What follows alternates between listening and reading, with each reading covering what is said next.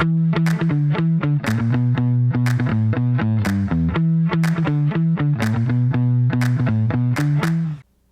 gente, tudo bom? Boa noite. Trouxe um gato aqui.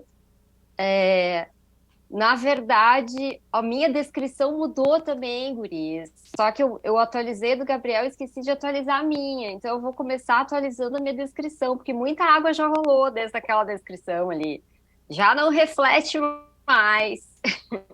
Então, a minha nova descrição fala um pouco do que eu era, né? Eu estudei jornalismo, comecei em UX como arquiteta de informação, fundei a Saiba Mais com a Carol e com a Ana Colli, Carol Leslie e Ana Colli. Nos últimos anos, fazia freela de UX Research enquanto atuava como ativista agroecológica, ali, a descrição passada. Já pedi demissão para ir vender picolé na praia algumas vezes na vida, e atualmente trabalho na Único IDTech, né? E o Thiago falou sobre a pandemia, né? Na verdade, assim, a pandemia gerou esse tipo de reflexão e de debate, assim. A gente não vai nem focar na pandemia, mas esse é um debate que ele ficou muito forte durante a pandemia, né? Agora, primeiro eu gostaria de agradecer muito o Pedro, o Thiago e o Rafael pelo convite para estar aqui e a paciência e carinho que eles sempre tiveram comigo. Estendo o meu agradecimento à família, ao Gabriel, por aceitarem estarem aqui juntos para a gente conversar sobre isso, né? Então, assim, só um recap. Em 2017, eu estava no palco presencial da UX Conf BR, maravilhoso, com uma palestra cujo título era Que projeto de mundo você ajuda a construir com o seu trabalho? Tá. Muita água rolou desde então, né? Desde 2017. Eu já mudei e desmudei de atividade de novo, mas eu continuo falando sobre o mesmo assunto, que é a relação entre trabalho e propósito de vida é um tema bastante presente para mim, né? Para encurtar essa introdução, até porque a gente não tem muito tempo, aqui nesse painel a gente parte do princípio que propósito e trabalho não precisam andar juntos e que, na maioria das vezes, não andam mesmo, né? Nos últimos tempos, eu vejo que existe um movimento que eu considero muito saudável para normalizar a separação entre trabalho e vida, né? Entre trabalho e propósito. E priorizar a vida, o propósito da vida da gente, né? A minha geração, assim, sou coroa, né? Sou veinha. A minha geração não conseguia fazer essa separação muito bem, assim. A gente tinha que viver em função do trabalho. O trabalho definia quem era a gente. E a busca por um trabalho com propósito nos movia, né? É, assim, eu acho que a minha geração é cheia de gente cansada e frustrada, né? E aí a gente quis, né, a gente quis chamar pessoas de outras gerações, né, para ver como é que é isso para essas pessoas, né? Então, começando com a Samile, que tem uns bons 10 anos menos que eu. Samile, acha que é mais tranquilo para a tua geração assumir que a gente trabalha para sustentar o propósito, para sustentar as paixões, como cantar, plantar, surfar, escrever, mas que o trabalho não precisa ser, e na maioria das vezes não é, a fonte do propósito em si? Boa pergunta. Primeiro, boa noite. Um alô para a galera que está no presencial, principalmente para a Jaque, que trabalha comigo, que está lá desfrutando dos quitutes no meu lugar. É, a Jaque Damasio, que está aí, que é de Porto Alegre e trabalha no meu time. Eu sou baiana e moro em Floripa. E, enfim, eu estou bem feliz. Sempre quis participar da UXConf, mas nunca dava, e agora finalmente quero agradecer o convite, o kit maravilhoso que chegou em casa. Essa pergunta, ela já me atravessou em várias fases da vida. Acho que a primeira fase foi a fase da idealização, de que eu tinha que encontrar um propósito no trabalho, que o propósito era tudo e que só existiria propósito se eu realmente estivesse fazendo algo que gerasse uma grande transformação social. Então eu vivia com isso na minha cabeça de que eu só deve essa grande ilusão. E aí, com o passar dos anos, eu fui percebendo e também, né, amadurecendo que o propósito, ele acontece no dia a dia, na verdade, né? Você ir colocando em ação as tuas habilidades e os teus talentos. E eu me sustentar das minhas habilidades e dos meus talentos se transformou o meu grande propósito. Porque o meu viver dos meus talentos e das minhas habilidades me traz entusiasmo, me traz vitalidade, me traz de volta para mim. E aí, hoje, claro que hoje o meu trabalho, ele me permite, com muita consciência, que eu saiba que eu tenho que trabalhar, que eu tenho uma função no meu papel de design, de trabalhar no banco digital, mas que também existe essa Mili que faz aula de canto, que gosta do canto, que já participa de coisas relacionadas ao canto, que já abriu um evento recente de design cantando, e que usa conhecimentos de UX para esse trabalho do canto.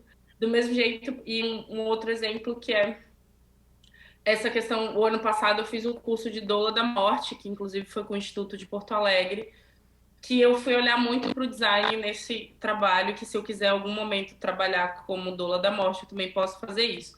Mas para fechar a resposta, é, com o passar do tempo, foi muito importante, inclusive para minha sanidade mental, eu entender que as minhas habilidades, os meus talentos me colocavam em propósito na vida. E não que eu tinha que buscar um propósito que me salvasse. Porque senão eu ia viver frustrada a vida toda. Acho que é me colocar em propósito. Acho que até a palavra propósito me colocar em movimento diante da vida, de tomar a vida, assim, as rédeas da vida.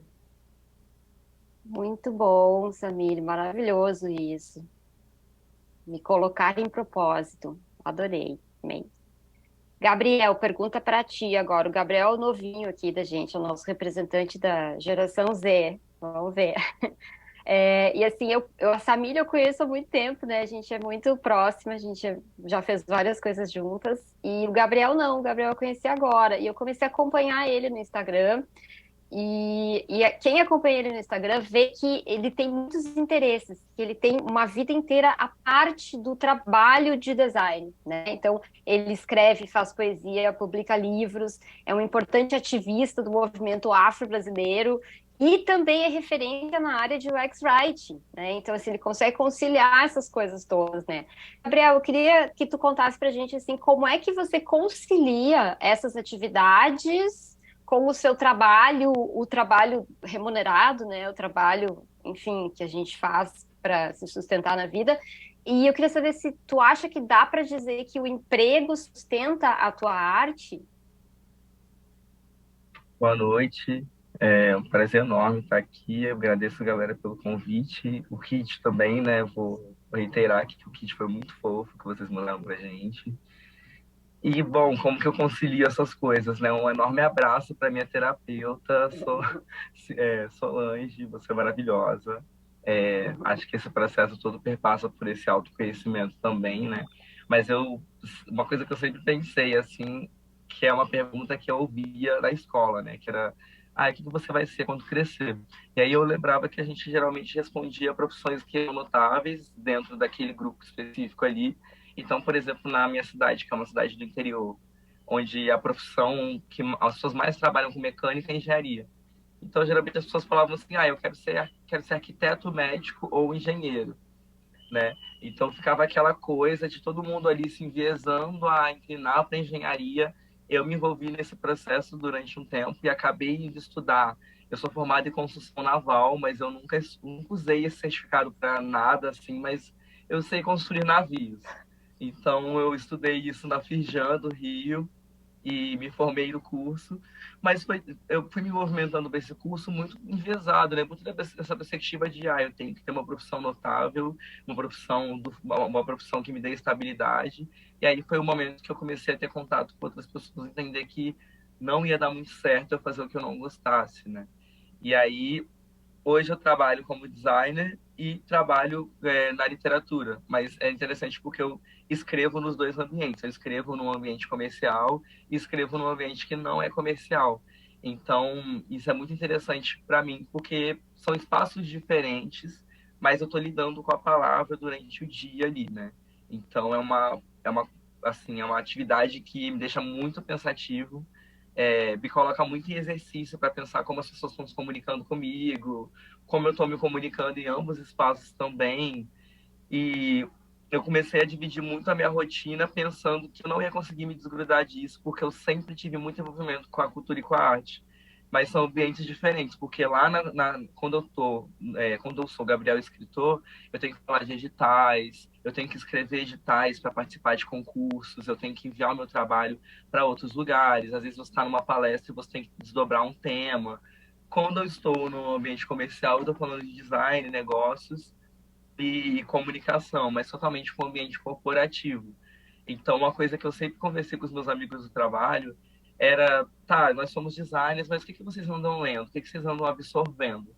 Porque eu acredito muito que o que me constrói como designer, o meu lado criativo me constrói muito como designer.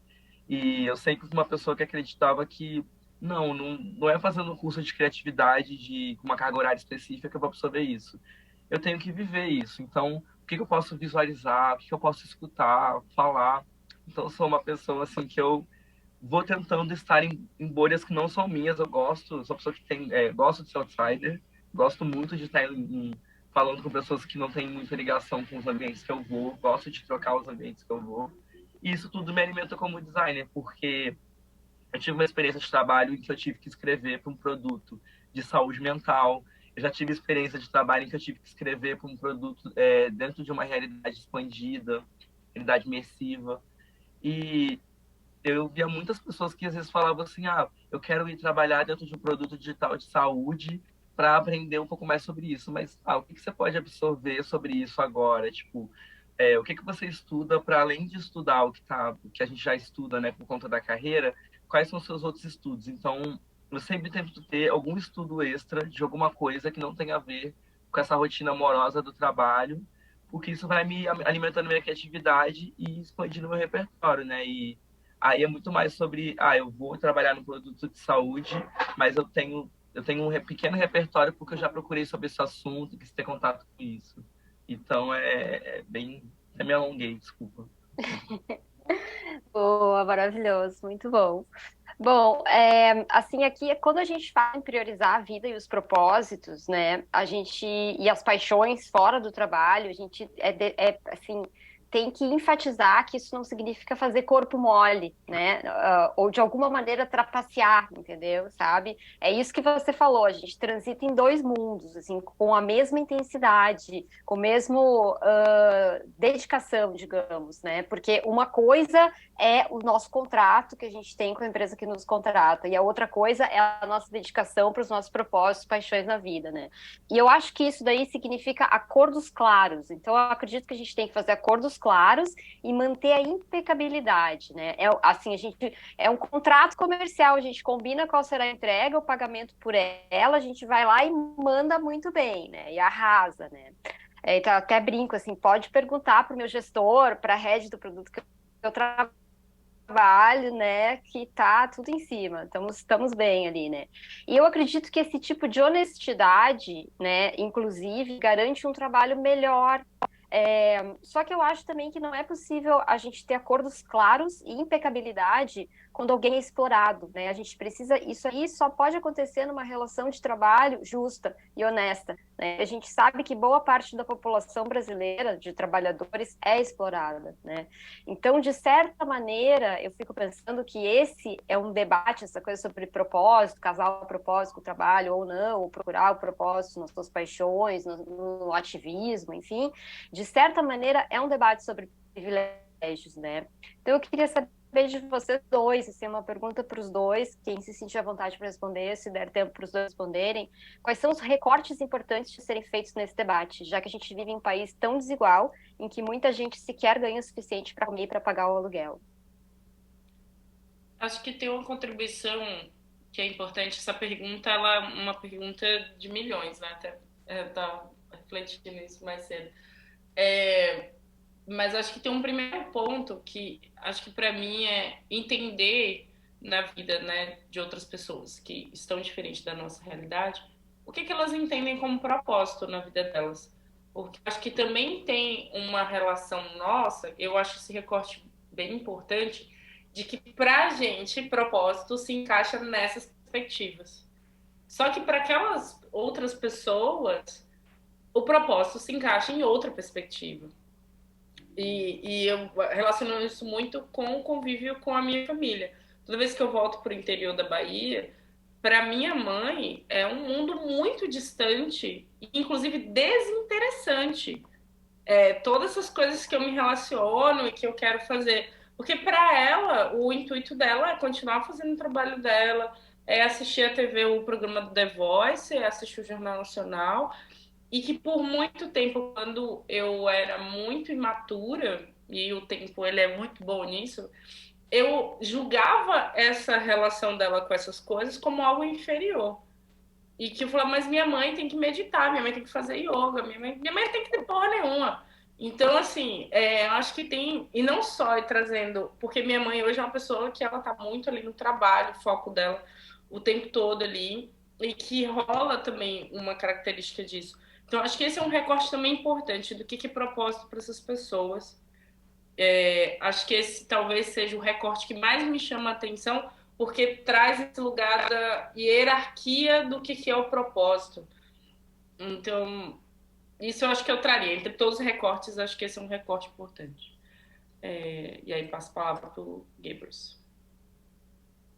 Eu acho que pensar nisso é muito importante, até partindo do princípio que muitos de nós aqui trabalhamos com experiência, então a gente sabe que as experiências não são as mesmas, né? E muita gente, às vezes a gente entra muito quando a gente está nessa bolha, né? E a gente, como a família acabou de falar, às vezes eu viajo para o interior e estou numa conversa onde eu falo com os meus amigos sobre experiências de uma pessoa que trabalha remoto, e eles estão contando experiências de pessoas que estão pegando ônibus e correndo para chegar em casa e entrar online numa reunião, porque agora tem que viver uma realidade híbrida, então tem que sair correndo do trabalho para estar presencial dentro de um lugar, então estar remoto dentro de um lugar, né? E essas experiências não são as mesmas, né? Então, eu acho que pensar que essas experiências são diferentes é esse primeiro passo, e pensar onde a gente está no meio de tudo isso, né? Se a gente está construindo a nossa perspectiva de sucesso, de propósito, com base numa coisa que a gente está sendo educado e passando de geração para geração, sem refletir, né? É aquela típica frase do que nós vamos amar e viver como os nossos pais, mas espera, será que vai dar certo se a gente continuar reproduzindo essas mesmas estruturas? Isso vale para as nossas perspectivas de sucesso e autorrealização, né? Eu penso muito nisso quando eu estou estudando, por exemplo, sobre a minha área. Quando eu penso, minha meta é um dia me tornar, um dia atuar como coordenador de UX Writing. E eu lembro que quando eu estava estudando sobre pessoas que trabalham nessa área, procurando referências, eu absorvi muita coisa do LinkedIn e depois eu parei para pensar, tá, peraí, eu estou dentro de um país que tem um outro idioma, uma outra configuração social, eu estou absorvendo referenciais norte-americanos e colocando essas pessoas, criando metas de carreira com base em outros referenciais.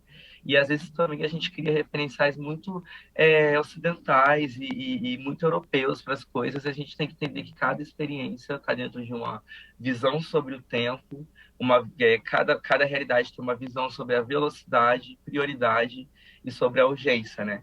Então, a gente está sendo educado para acreditar que a gente está numa esteira correndo junto e a gente tem que chegar até um ponto, mas a gente acaba visando às vezes muito o lá, né? Então, meu sonho é me tornar um designer, mas pera, agora a sua pessoa atual está se conformando como quem para como que está chegando nesse próximo passo?